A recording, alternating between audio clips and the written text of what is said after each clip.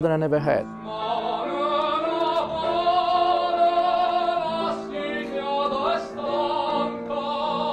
Light like we haven't before. Well, one of the pictures I was always amazed when I saw it was when Padre Pio held baby Jesus during Christmas. True identity about who St. Pio was in his life and who he inspired eventually after.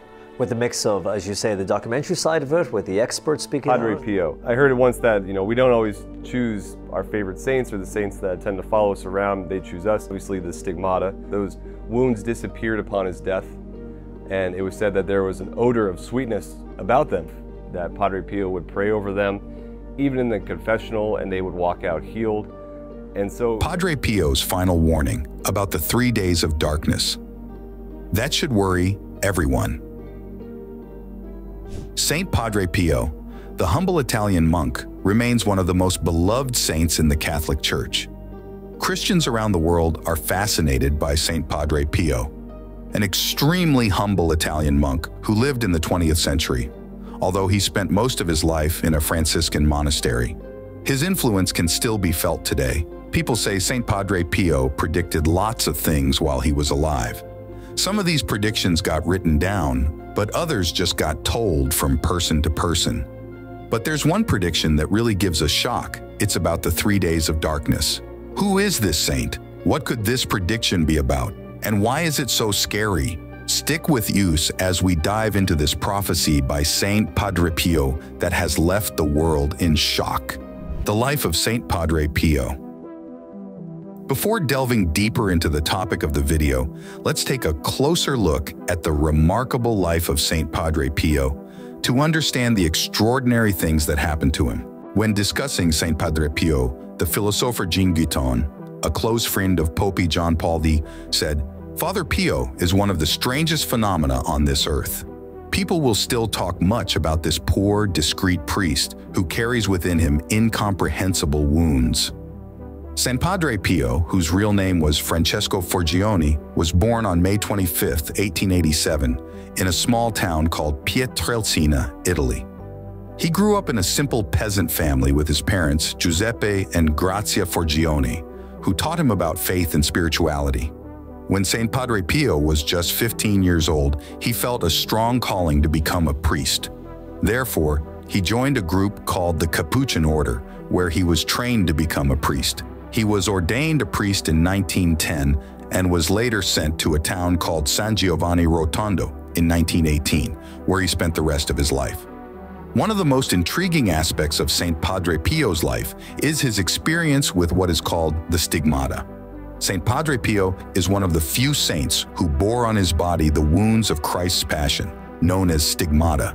In addition to the wounds from nails and spear, Saint Padre Pio also bore the wound that our Lord left on his shoulder from carrying the cross. These wounds appeared suddenly and were very painful, but never became infected. They even emitted a scent like roses, which was truly remarkable. Many people witnessed these wounds and were amazed.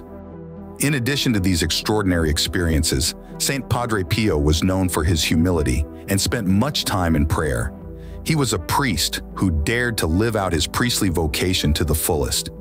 He had a strong faith in God and spent many hours alone, praying and conversing with God. His deep faith and goodness inspired many people from all over the world to become closer to God. His deeds were not grand or magnificent. He only did what a priest should do, such as celebrating Mass, praying, hearing confessions, consoling, advising, etc. But he did it all with utmost sincerity and love, making people feel like they were encountering Christ himself. Moreover, it was through his intimate and profound connection with Jesus Christ that Padre Pio's attitude, style, and inner disposition clearly reflected that of Christ. Those who had the opportunity to be close to him could sense that. Although some doubted him, the saintly reputation and miraculous deeds of Saint Padre Pio only grew stronger. In 2002, the Catholic Church officially declared him a saint because of his extraordinary life and his profound devotion to God. Today, people still admire Saint Padre Pio for his extraordinary deeds and for the way he lived his life with faith and love for others. The 3 days of darkness and the letter from Saint Padre Pio Saint Padre Pio stood out because he warned everyone about something scary called the 3 days of darkness that he said would happen soon. These were like really bad days when everything would be dark and dangerous. But why did he warn people about this? Are these warnings super important? Should we be getting ready for the worst days ever? Let's dive into this and see. Pay close attention because you might be surprised by what we find out. Saint Padre Pio wrote a special letter to a group of people chosen by the Vatican. In that letter, he talked about the things he saw and heard from God. He shared how his connection with God was like, and even mentioned how he got marks on his body that were like the ones Jesus had. Here's a part of what he wrote. My son, I have been longing for this hour in which I shall reveal to you the great love of my heart. Pray and make reparation to me. Admonish others to do the same, because the time is near at hand in which I shall visit my unfaithful people, because they have not heeded the time of my grace. Persevere in prayer so that your adversary shall have no dominion over you. Tell my people to be prepared at all times, for my judgment shall come upon them suddenly and when least expected, and not one shall escape my hands. I shall find them all, I shall protect. For just watch the sun and the moon and the stars of the heavens, when they appear to be unduly disturbed and restless. Know that the day is not far away. Stay united in prayer and watching until the angel of destruction has passed your doors. Pray that these days will be shortened. Pray, make reparation, be fervent, and practice mortification. Great things are at stake. Pray. Men are running towards the abyss of hell in great rejoicing and merrymaking, as though they were going to a masquerade ball or the wedding feast of the devil himself. Assist me in the salvation of the souls. The measure of sin is filled. The day of revenge with its terrifying happenings is nearer than you can imagine, and the world is steeped in false security. The divine judgment shall strike them like a thunderbolt. These godless and wicked people shall be destroyed without mercy, as were the inhabitants of Sodom and Gomorrah of old. Yes, I tell you, their wickedness was not as great as that of the human race today. Keep your windows well covered. Do not look out. Light a blessed candle, which will suffice for many days. Pray the rosary, read spiritual books, make acts of spiritual communion, also acts of love, which are so pleasing to us. Pray with outstretched arms or prostrate on the ground, in order that many souls may be saved. Do not go outside the house. Provide yourself with sufficient food. The powers of nature shall be moved, and the rain of fire shall make people tremble with fear. Have courage. I am in the midst of you. Take care of animals during these days. I am the creator and preserver of animals as well as man. I shall give you a few signs beforehand, at which time you should place more food before them.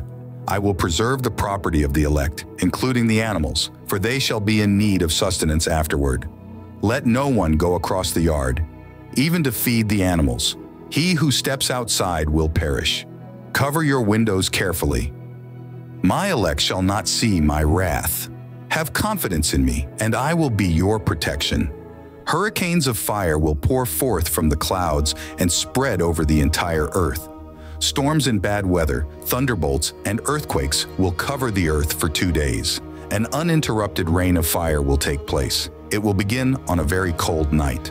All this is to prove that God is the master of creation.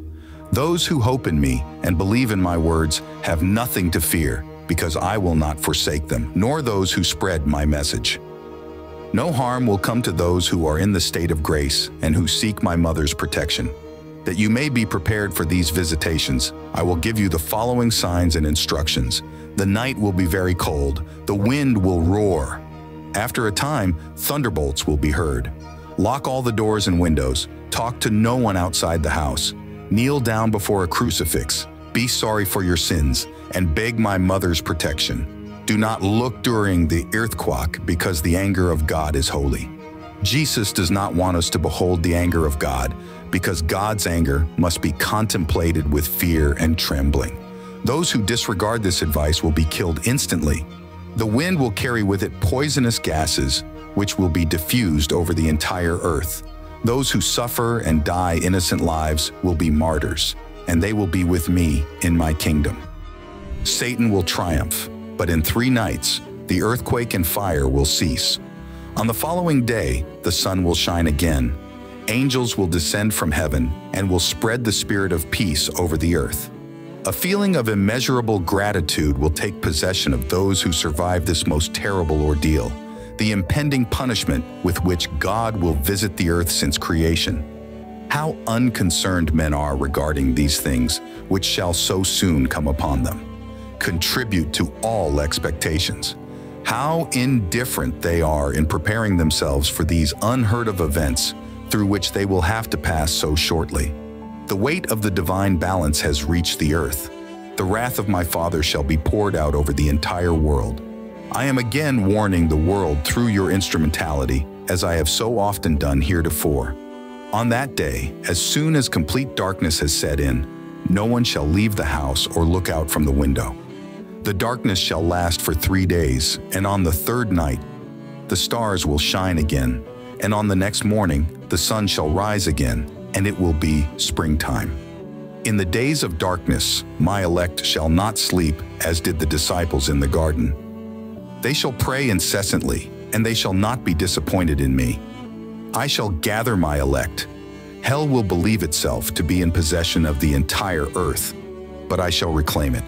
Again and again, I have warned men, and often I have given them special opportunities to return to the right path. Wickedness has reached its climax, and the punishment can no longer be delayed. Tell all that the time has come in which these things shall be fulfilled. So, my friends, when we look at all these warnings about the 3 days of darkness, it's clear that they're not just stories. They come from important figures like Saint Padre Pio, who said he heard them from Jesus himself. And he's not the only one who talked about it. Many other holy people throughout history have shared similar messages.